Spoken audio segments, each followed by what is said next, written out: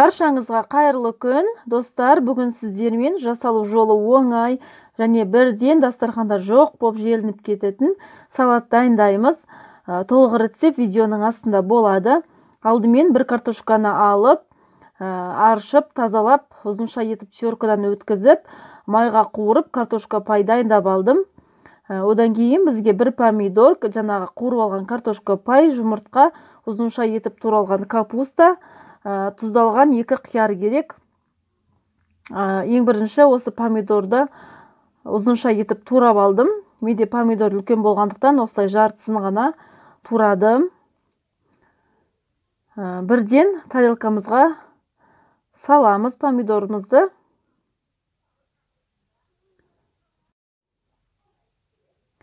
Жұмыртқаны да дәл солай ұзынша етіп турап саламыз.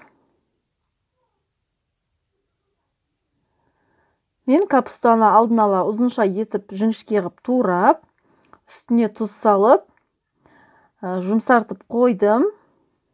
Сол дайын капустамызды саламыз. Пекинский капуста немесе салатный листьяны орнына турап салуға болады. Енді қиярды осылай ұзыншалап тураймыз. Менде тұздалған қияр.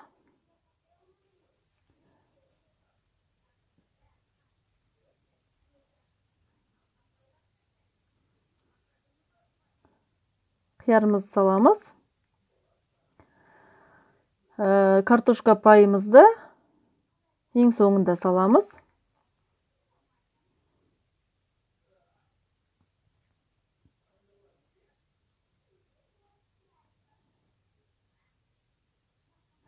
Ортасына майонез себеміз. Өте дәмді болып шығады. Неке біздің салатымыз дайын. Міндетті түрде жасап көріңіздер. Өте дәмді болып шығады. Менің видеом ұнаса, менің каналыма тіркеліп, лайк басып, комментарий жазуды ұмытпаңыздар.